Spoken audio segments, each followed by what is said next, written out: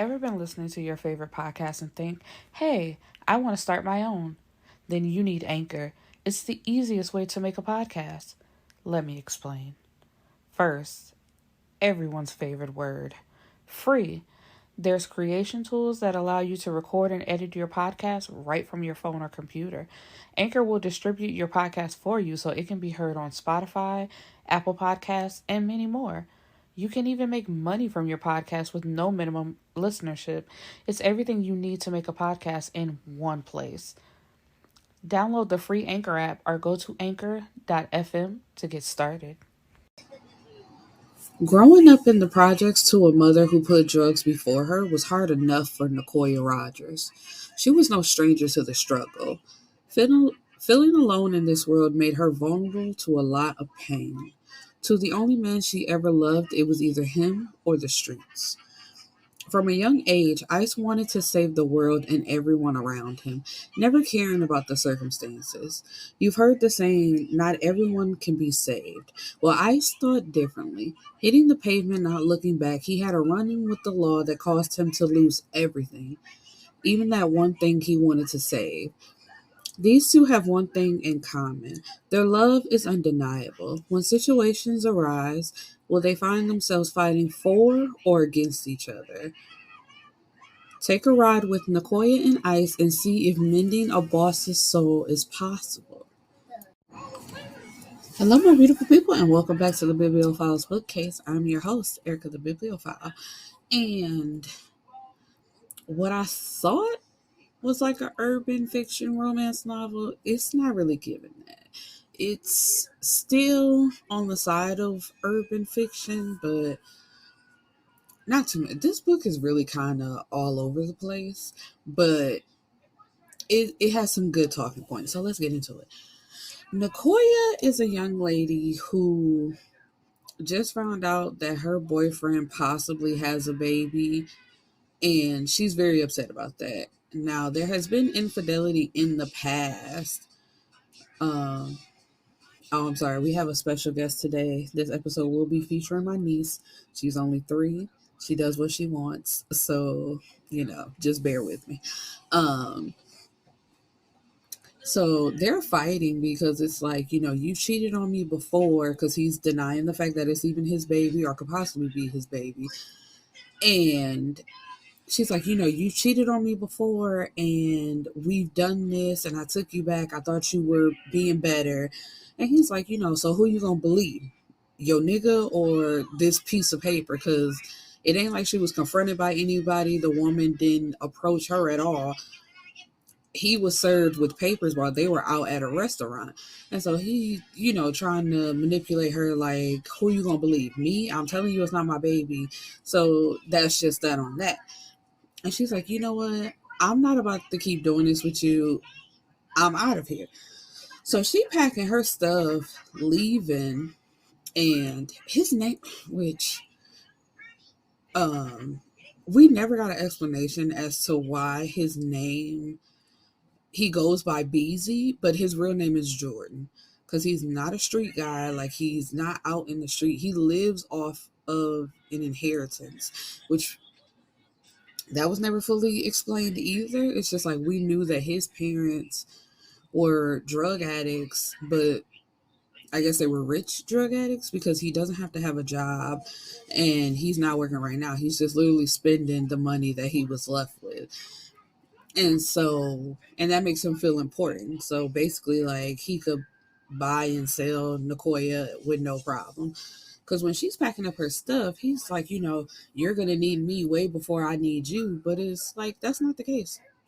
She has a good paying job as an event planner or designer, because she goes to parties and set up like the design and have it looking nice, and then she leaves. So it's like she gets paid really well from that. But she packs up and leaves, and when she leaves, she pulls over on the side of the road and she's just crying. And this is where writing is involved.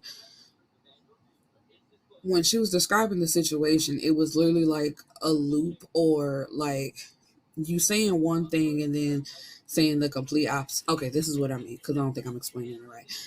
So she says, I didn't lose myself in this relationship, but now I don't know what to do with my life not being in this relationship. So it's like, honey, you did lose yourself in being in this relationship. And she goes to her friend's house, which she has a key to. So she just walked in, and her best friend and her boyfriend, they're like, girl, you almost got shot just coming up in here. Which I'm like, why do y'all have a gun if somebody has a key and they could just walk in the door? But it was like she was creeping around. So it's like, girl, announce yourself, call. And she was like, my bad, I thought y'all would be in the bed and I could just come in. And so her best friend Sade, they go into the guest room. Well, no, not even the guest room. They hanging out in the hallway, hugging. I shouldn't say hanging out, because she was about to come in and talk to her, and she's like, I just need to stay here for the night, and I don't want to talk about it right now. And so she's like, cool. But her boyfriend Iman, because they're all friends, like they grew up together, and he's like, you all right? You need me to do anything? And she's like, no, I just need to be here. And like over the next few weeks, she's depressed. It's a depression, and she can't move on from the fact that her relationship is now over, and she's upset about it. And it's like she lived with him, so now she has to find a place to stay. But for now, she's like surfing from house to house.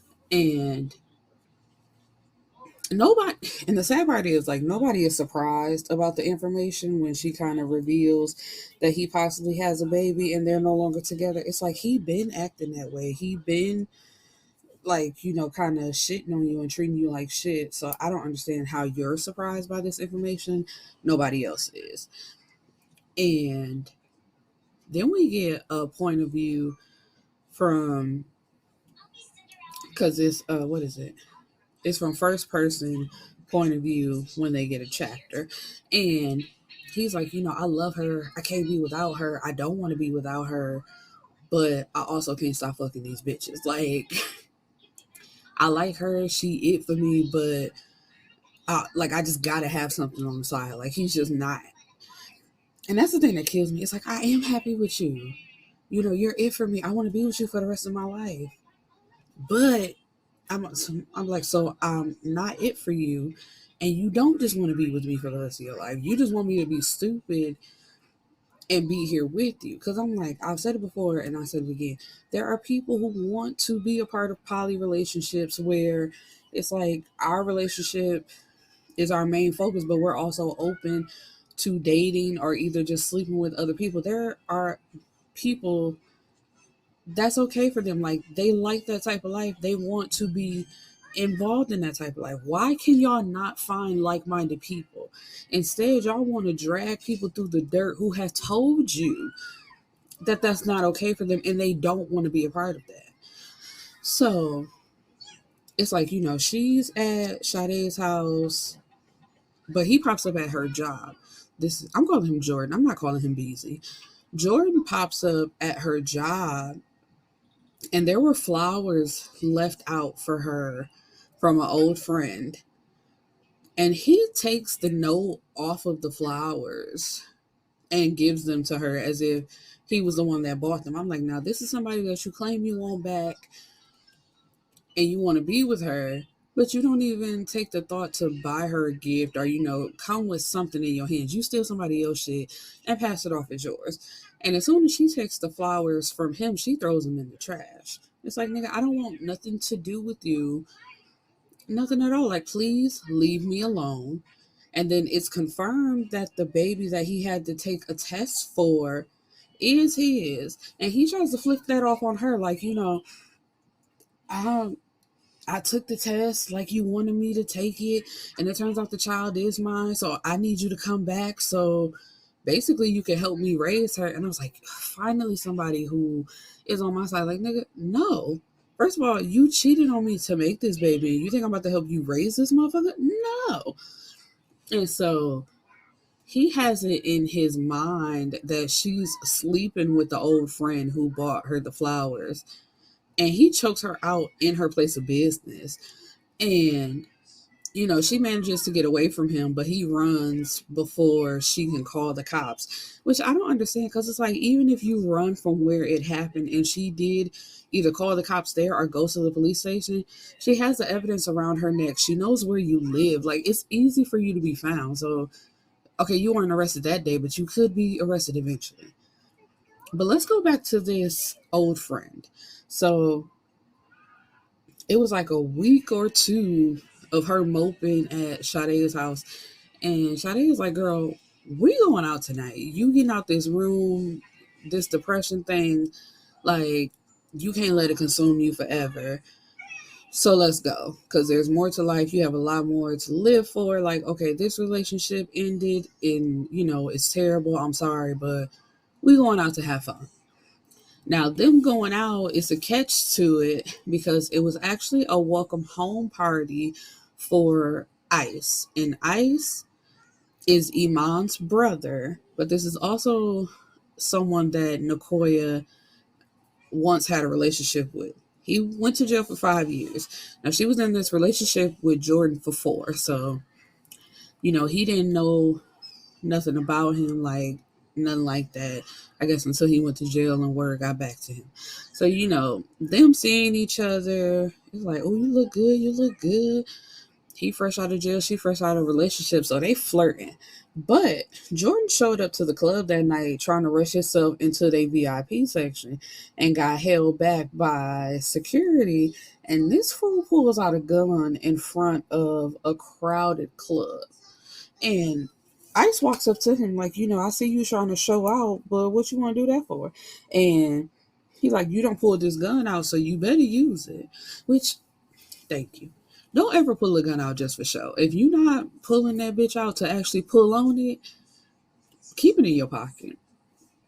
And that was another. It's like, it's a known fact that Jordan, like, he ain't got no street cred. He ain't nobody scared of him.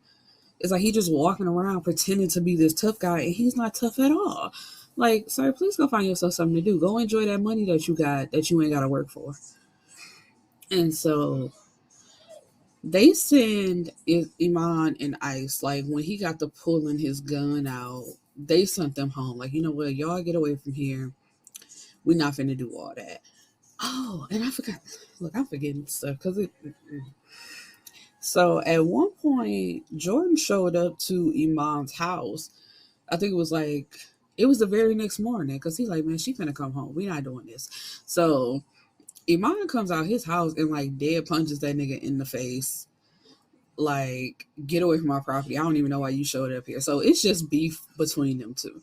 And at the club, when he saw Nikoya and Ice like speaking to each other, low key flirting on the couch, that's when he came over doing all that hooping and hollering. So it's just like, he's just a hater. It's like, nigga, you the one that cheated. You the one that lost her. So now you mad at everybody that, what is it? Oh no, look at the consequences of my own actions. Like, yeah, nigga, ain't nobody just. But also, I put that off on Nikoya because if he's cheated multiple times and you knew that and you stayed there anyway, of course he gonna think he can keep doing it. So it's like, yeah, he's wrong, but you are also, I'm not saying wrong, but you're also a part of the problem. Because it's like, if this is something that you say you don't want and you don't want to be a part of, why do you keep allowing it? But that goes back to her relationship with her mother. Her mother is a crackhead who never really raised her, really left her out on her own.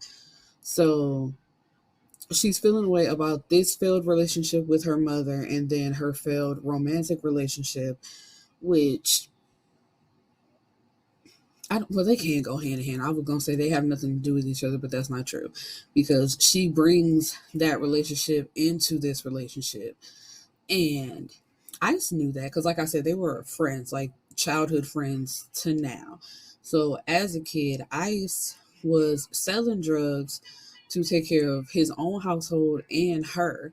So it's like, why the mama off high somewhere, he don't bought her clothes, he don't bought her food, and it's like he's always taking care of her. But when they were 17, I believe they were 17. Um, she told him that they couldn't be together anymore because it's like you sell the thing that my mother is addicted to, so I can't be with you. And I'm like, I wish y'all would stop blaming the drug dealers and blame y'all people who take the drugs. Because it's just like, I got to make my money either way it go. I'm not forcing it on your people. I didn't force it in their veins, down their throat, up their nose. I didn't do none of that. All I do is sell. So for you to put the blame on me and say I can't be with you because you're the thing that's destroying my parents, it's like, no, your parents' choices is the thing that's destroying them. And, your mother knew she had a daughter. And I know how hard it is for drug addicts. Like, I understand that that's a sickness and they need help. But it's just to the point where y'all get to blaming everybody around y'all but the person who was going through it and putting you through it. Like, that's my problem. Like, blame your mama. Your mama is the problem. Nobody else but your mama. And also her grandmother. Because after, I guess she feels like she outstayed her welcome at Sade's house, she goes to her grandmother's house, which um is in the Ville, so is the hood where they're from. And so she goes to see her that shit was funny though. She goes to see her grandmother and she's like telling her what's going on. And so the grandmother's like, so what you gonna do? You just gonna stay stuck in this? Like, you need to pick yourself up. Basically, as soon as it happened though, the grandmother was like, you need to get over it and find out what you're gonna do, because you can't stay here and you just can't wallow in this situation. Like, you got a job to go to and you got bills to pay. Bills don't care nothing about a broken heart. And I'm like, as harsh as that sound, grandmama is telling the truth. Like, yeah, you upset, but you also got to pick yourself up, because if you're not going back to him and you're not going back to this situation, you have to pick up the pieces and move on from it, which seems to be the thing that Nikoya didn't want to do. She just wanted to wallow in it. And so then, oh yeah, so then she goes out and sits on the porch, which this part was so random to me. Um, and it's like, this girl is known as the biggest hoe in the city or whatever. And she comes over to her like, girl, what you doing on this side of town? Because of course, she stayed with Jordan, and Jordan had money, so that was a nice neighborhood. And Sade and Iman, they stay out in the suburbs as well. So she's like, what you doing over this side of town? It's like, girl, you obviously standing in front of my grandmother's house. You know this is my grandmother, so you know what I'm doing here. And she's like, visiting my grandmother. And so then the girls start talking stuff, and it's like, Jordan wasn't that special. Everybody had a turn at him. And so Nikoya's like, let me guess, you was one of those people? And she's like, yup, and he got a baby. And so she just run up in her mouth, because she like, it's not even about the fact that she slept with him, because girl, I don't even care about that part. But for you to feel comfortable to just walk up on me and start talking to me like this, like, that's the problem. You disrespecting me. I don't care nothing about what you talking about, but it's just your attitude and how you approach me. Nah. And so one of Iman's like foot soldiers is the one who lifted her off of her, like, girl, why are you out in the hood fighting over this no good nigga? And it's like, of course, certain people, they just not gonna see it that way. Like, it's about the principle. It's like, it's not about him. It's about her, how she approached me, and in the tone she was talking to me. And he like, man, you look crazy. You need to get that together and let it go. Let it be what it was. So she run in the house all embarrassed, knowing she gonna be the talk of the town for a few days because she was out here fighting over her no good nigga. And so after Jordan chokes her out, she gets a hotel for the night because she don't want nobody to see her like that. See the handprints around her throat. But of course, as soon as she gets to the hotel, Ice is texting her like, what you doing?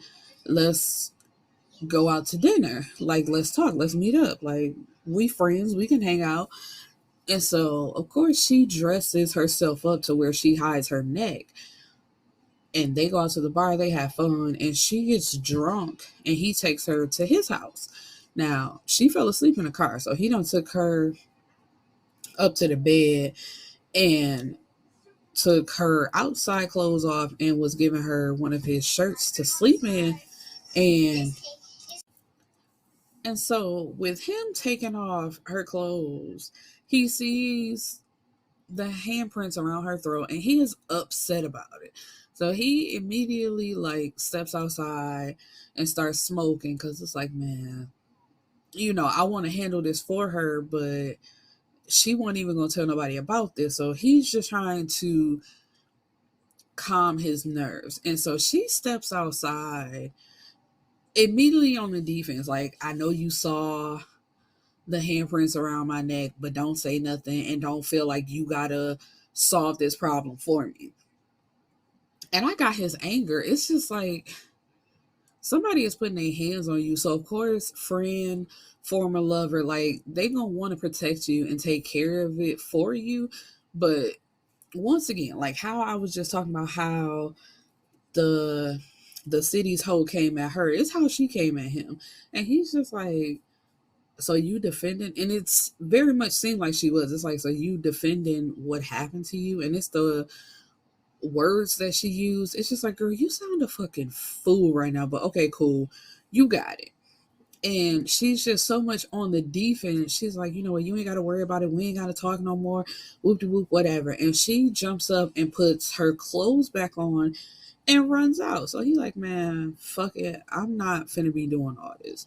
And the whole story is they kept saying he wants to be everybody's protector. He wants to save everybody. But it's just like the only person it seems like he really wants to save is Nikoya. And can't nobody save Nikoya but Nikoya. Because she goes into this depression. And it's like she's in the house for a month. She don't go nowhere. She's not even going to work, but I guess she has enough money saved where she can handle her rent because she did go from her granny's house to she bought a new condo for herself. And so Iman comes to check on her one day, like, what's going on with you? Ain't nobody heard from you. You need to get up out this bed, take a shower, and get yourself together. And Nikoya, like her whole thing, it just goes back to her mother and goes back to her relationship with Jordan. And what possibly could have been with Ice, because everybody talks about how great Ice is, how much of a protector he is. Like the only problem that he has is his anger. Like he makes brash decisions. Like he's a hothead. And that was one thing. I'm like, maybe he was a hothead, but he wasn't trying to save everyone. And at one point, I forgot. Jordan took Nikoya's mama, like he gave her a couple $100 and dropped her off in the hood. And Iman and Ice's like corner boys sold to her. They've been selling to her. They don't know not to, because one Iman, like he don't go over there, so he don't know that she getting her drugs from them. And Ice just got out of jail, so when he gets out, he saw what's her name was Deborah down the street, and he tells them like, y'all see her, and they like, who, stinking ass Deborah, like they know her by name. And he's like, watch your mouth, but yeah, her, do not sell to her. And he like, man, I'm not stopping my money for no crackhead. And him and the guy, like they get into a tussle, and he basically quote unquote fires him. And it's like, once again, here he goes trying to save not only Deborah, but then also look out for Nikoya. But Nikoya, like her thing is all she wants is her mother's love. The father is never spoken about, so I don't even know what's up with that. She's just so focused on the fact that her mother did not raise her, did not look out for her, doesn't love her, and neither does her grandmother. Even though she let her stay a few days, she don't really care about her either. And I'm like, the harsh reality is your grandparents don't have to raise you. Like, they're your grandparent. It's like, I had my kids. It's not my responsibility to raise you and look out for you.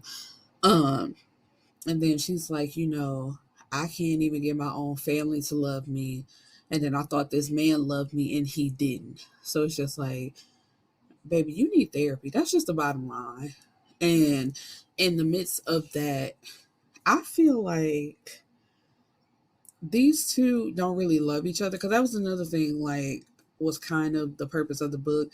It's this forbidden love. Like, we tried it and we keep like dancing around it, that we just love each other so much. I'm like, no, y'all could just be friends. Y'all could be great friends and just let it be that. I don't understand why it's kind of like this fight of, they're meant to be together, but y'all just keep playing and got too much going on. Because it's like, with her being so broken up about her relationship that just ended, even if they did try to get together, it wasn't going to work anyway. And so, in between this, of them going back and forth and doing all of this, Ice has met a young lady by the name of Mina. And it's, I really didn't understand the purpose of this, but I feel like she was just there.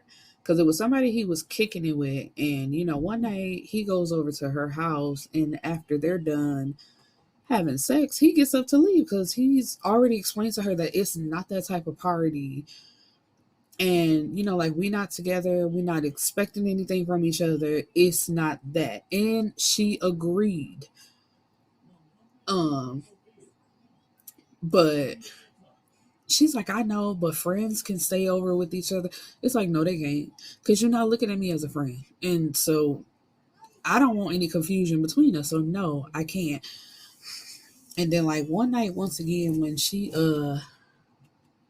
oh shit, how could I forget this? So when she like first moved into her condo, Nikoya, um, she invites her cousins over. She has two twin cousins where she's cool with one cousin, but her and the other cousin are always fighting.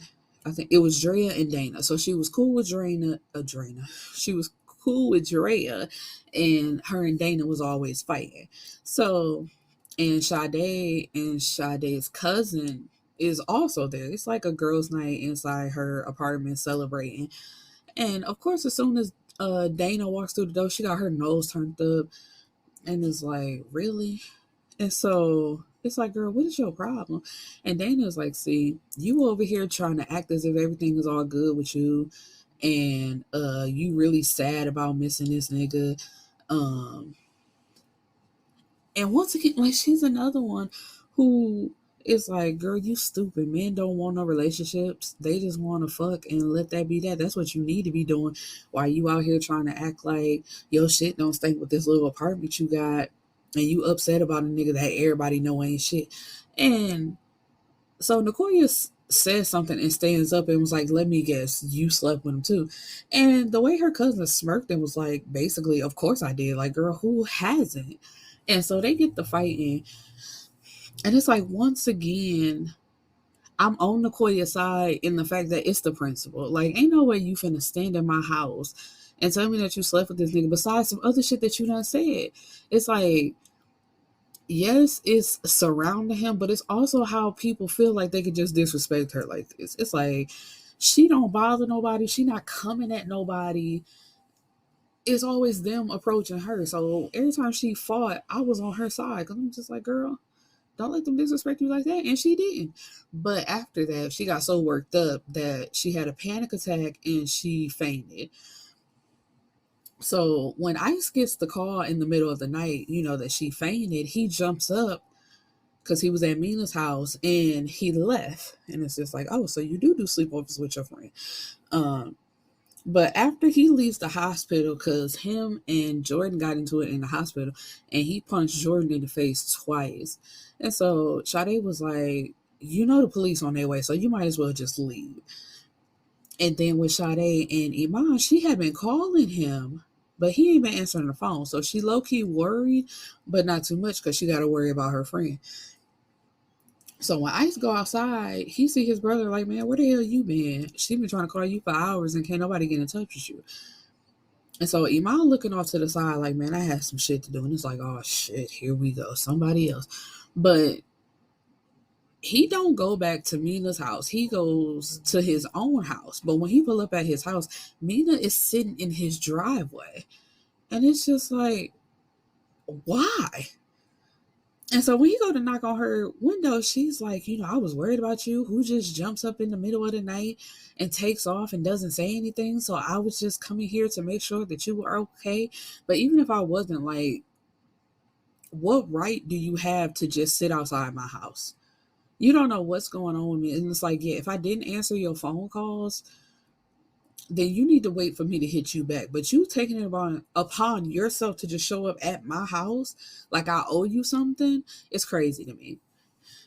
And that was his thing. He's like, we not together. I don't owe you an explanation, which he really doesn't. It's just like, you know what it is between us. So I don't understand, first of all, why you're here. A phone call would have sufficed, because I don't even think she called him. Like, she just showed up. Or she called like once, and when she didn't get an answer, then she showed up. It's like, neither one is correct, but it's just like, why are you here? And so she's like, wow, the fact that you're throwing in my face that we're not in a relationship lets me know everything. It's like, but you should have been knew that. It's the one thing I cannot stand. And then she says, but you're doing relationship things and this isn't a relationship. It's like, I took you out to dinner once. We have sex and eat at your house and like hang out a little bit, but we're still not in a relationship. Because even if it feels like we're doing relationship things, you always need to listen to the words coming out of a person's mouth. Because he said multiple times, this is not a relationship. I don't owe you anything. So you just let that fly by and just, it's like, I'm going to create this narrative in my head that we're in a relationship anyway, even though he told me that we weren't. Like, you brought that upon yourself. So then she leaves with an attitude, but I'm like him. I would have let her go too. I'm like, girl, you be mad at yourself. And so it's like he stops messing with her after that. Like, they don't talk, they don't do nothing. And he's also not talking to Nikoya. But one night he's out and she just taps on his shoulder, like, I'm sorry that things went left between us. I just want to be cool. And he like, we don't always be cool. It just is what it is. Like, it's not going to be what it once was. Because she makes this statement of, I wish I was a kid again. And he's like, no, you don't. Because at every opportunity, she brings up the fact that she had a hard life and had a terrible life. So it's like, Nikoya really needs therapy, and we all know I'm never the girl to just therapy. But she needs somebody to talk to get through those feelings, and do something else. Or what am I trying to say? Is move past it the right? Yeah, like she needs to move past it. She is stuck in this. Woe is me. Everybody needs to feel sorry for me. Look out for me because I had such a hard life.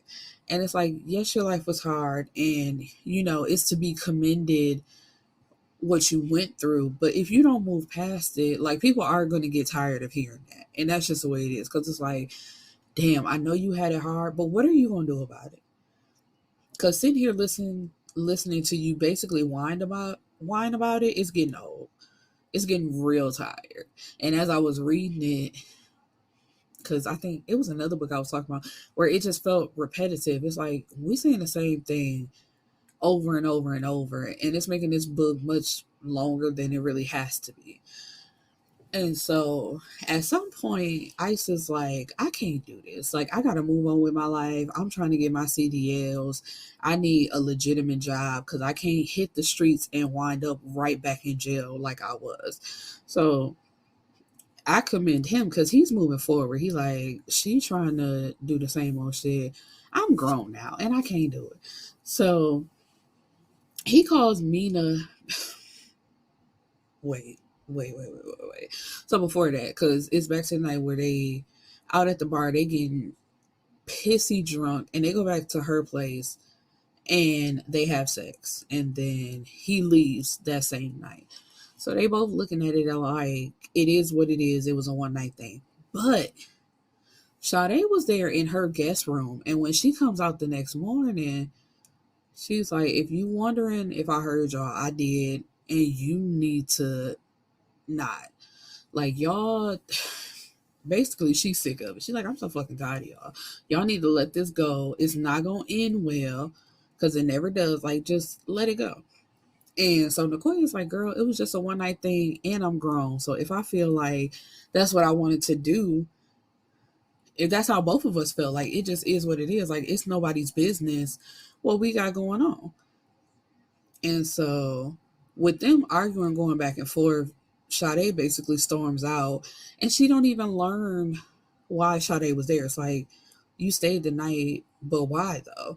And that's why I feel like Nikoya, she needs help because it's just like she's never there for the next person. It's them always being there for her and taking care of her because they having like a little cookout situation and Sade tells her, I think Iman is cheating on me. Like, I don't have hardcore proof, but it's changing. He like always out later. It's like I can tell that there's something going on with my partner and with my relationship. It's not like it was. And that's why I came to your place, but I couldn't even talk to you about it. And so at that same party, Ice shows up with Mina and it's like obvious that they're dating. And for somebody who claimed, it was just a one time thing, we both grown, ain't nothing to it, ain't no reason for anybody to feel away about it. She is immediately upset at seeing them together and then turns to Sade like, why didn't you tell me? And she's like, girl, first of all, it's not my place. And I warned you when I told you that y'all shouldn't have did what y'all did. And it's like, this ain't about you right now. This is about me trying to tell you about my relationship. And once again, somehow I got to cater to you and your feelings and you feeling upset and want. Child. Okay, so let's talk about it. Before all that, like when she first shows up to the party, she made the macaroni and cheese. And the same guy who like had picked her up from the fight in the hood, he was like, this macaroni and cheese better be good or I'm gonna talk about you. Coming from somebody who had a mother on drugs and was never there to look out for me, you better know I know how to cook or I would have been shit out of luck because, she was off doing drugs. So I had to take care of myself. It's like, girl, nobody fucking asked you that. You're like an hour late to the function. Just make sure that the mac and cheese is good, please. Like, it's at any point she can, it's, I had a hard life. Like, girl, we from the hood. We all have had hard lives. Like, what are we talking about here? So,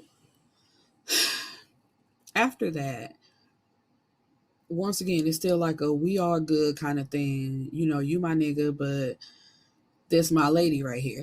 And so for some reason, like he's watching her the whole party, and I was like, nigga, you disrespectful as hell. But at one point, he follows her into the bathroom, and like they lock each other. Well, he locks them in the bathroom together. Like that's my lady. Oh, excuse me, that's my lady. That's what I'm doing now. But you know how it is between me and you. And he kisses her and she like tells him, man, fuck you, and leaves out. But of course, as they're leaving out the bathroom together, Sade comes and she just looks at him and shakes her head because it's like, man. But he like, I ain't got to explain nothing to nobody, so it is what it is. And I'm like, you know what, you right, y'all gonna figure this shit out yourself. Because she asked him like, oh nope, that's not it. So she who is it? Oh, Jordan. Let's skip to Jordan for a second. So Jordan decided that because the baby was his and he no longer had Nikoya, he was gonna step up and be a daddy. So he was quote unquote with the mama, the baby mama, and that was baby one. And then he was also having sex with the city's hoe, and he supposedly got her pregnant. And with him messing around with the baby mama at the same time, she got pregnant again. So he about to have 3 kids real soon. Um, but I brought that up because Nikoya goes to the grocery store one day, like on her side of town. Like there's no reason for the city hoe to be over there. She's like, so I know she got to be following me at this point. And so she purposely bumps into Nikoya, and Nikoya's like, girl, what? Like, you obviously want my attention. Like, you want me to be worried about you so bad, and I'm not. What is it? And so she has a bump, and she's like, I don't think my baby daddy would appreciate you bumping into his baby. And she's like, oh, like, pays her dust. It's like, girl, I don't care. Goodbye. And she like walks around her and leaves her there. And when she gets to her car, as soon as she turns her car on, she gets a light letting her know that her tires are well, one of her tires are flat. So she texts um Ice like, can you, no, she calls him and was like, I have a flat tire. Can you help me out? Because she did call um a tow trucking company, I believe, but they told her it was gonna be like a 2 hour wait. So that's when she called him, like, but Mina is going off. She's like, what was she doing when you was in jail? Like, before you got out, what was she doing? Tell her go do that. And we do have AAA these days, which um Ice tells her, man, watch out, you tripping. And then also Nikoya feels some type of way. But it's like, wouldn't you though? Like, that's technically that's her man now. Like, why is he jumping up to help you? Because I can see if y'all was just friends, but y'all not just friends. It's something there. And she's not a fool. So it's just like, okay, you claiming that it's me and you and we going to try this out. So if we going to try this out, I need you to be all in. And every time she call, you're not finna jump up and go help her. But Nikoya hangs up the phone and texts him and is like, you know what? She right. Stay where you at. And he like, man, forget what she's talking about. Send me your location. And she's like, no, I have a good night. And then out of nowhere, there's a guy that comes in and asks her, do you need help? Do you got a spare tire? And she don't even know if she got a spare tire or not. But looking at her trunk, they get the spare tire out. He changes the tire and they exchange numbers. Cause she tried to pay him, but he's like, man, don't disrespect me like that. And he like paid me in dinner, and his name was Fats. I said, okay, because he was like a chubby guy. I said, okay, whatever. So she's like, okay, this might be a new boo for me. I can finally be done with Jordan and be done with Ice. It's like, yes, girl, finally. So when she make it to her place though, oh, ooh, forgive me, y'all. Today is the day of interruptions from people that I love. But that's all right though. That's what we here for. Um, it's an audio journey, child. Now where was I? So he pulls up to her place, like, why didn't you let me help you? Why didn't you tell me where you was at? Like, what type of shit is you on? And she's like, I'm not doing this with you. Like, we're not even finna do this back and forth thing. Like, it's good. You good where you at, and I'm trying to figure out what's going on with me. And so she asks him, like, do you love me? And he don't answer the question. His response is, I'm with Mina, and that's where I'm at with it. And so she sends him on his merry little way. And basically, now she's down a rabbit hole again of not knowing what to do and not being happy and woe is me yet again. And there's a part two, but I'm not going to read it. I'm not interested in it because unless it's about Nikoya going to therapy, finally putting this behind her and maybe focusing on her business, maybe she gets with, well, I would have to read to find all that out, wouldn't I? But it's just like, oh, my bad. The story ends with Ice driving away, but he's cut off by two vans and they open fire on him. That's how it ends. But I'm just like, where are we going with this? Like, he not even in the drug game no more. Like, he got his CDLs. He trying to be legit. So what is it? Where is this coming from? So I don't know. I take back what I just said. I might just read it because I want better for Nikoya. Like, yes, your life was hard, but ain't nobody gonna want to be around you if that's all you doing and you not trying to make it better. And so I haven't had what I do. What's her name? Kiara Neufville. I hope. So sorry if I butchered your last name. She has questions at the end. I love questions, like open discussions for books. So the first question is, who was more wrong, Nikoya or Ice? I don't feel Ice was wrong. The only thing I feel like he was wrong with is when he made it official with Mina. He should not have been in the bathroom with Nikoya kissing her. And, he really should have stayed away from Nikoya because it was forever gonna be like something more between them two. So when it be with this question, it's more wrong. I think Nikoya was just the one who was wrong. Oh, I forgot about that. Oh yeah. So after he left her and she all in her feelings, she throwing up because she's just so sad at the possibility that their relationship is now officially over. And she it's like she getting the same feeling all over again where she found out she was pregnant at 17 with his baby, but obviously she got rid of it. um so question number 2 is, do you think Nikoya is pregnant?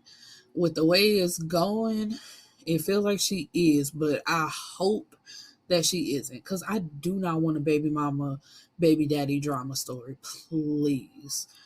um So number 3, do Megan was the city ho's name. Do you think Megan baby is Jordan's? Yes, because I feel like he was being that reckless. Like for somebody who was a cheater, he did not like to wear condoms. So it's like, not only are you cheating, but you being reckless with your cheating. So I definitely do, and I think it's the karma that he deserves. Number 4, who needs the most saving, you think? The most, but that's the thing though. They shouldn't need saving. Like they need support, they need love, they need care. But as adults, nobody can quote unquote save you. You need save yourself. Get help, pour into yourself, learn to love yourself. And so number 5, do you believe Deborah would change? No, because I also forgot to mention that, but I really don't care about Deborah. So Deborah overdosed at one point and went to the hospital. And Nikoya's mom, I mean her grandma, brought her mom into her house and she was taking care of her. So they had a blow up at one point. And Nikoya realized like her grandma really don't care for her. She cares about her daughter. And so like they just tolerate her. And so no, I don't think Deborah will change. As soon as she gets quote unquote well enough, she's gonna be back on the street looking for drugs. And number 6, who do you think shot Ice? I honestly think somehow it's gonna come back to Jordan, because when Jordan was in his feelings, he kept saying that he was gonna shoot Ice and he had some bullets for Ice. So I think he hired some people to take care of Ice, and this is the result of that. Okay, my beautiful people, that is it for this episode. I hope you enjoyed it. I hope to see you back next week with whatever I pick off of the bookcase. Peace and blessings, my beautiful people.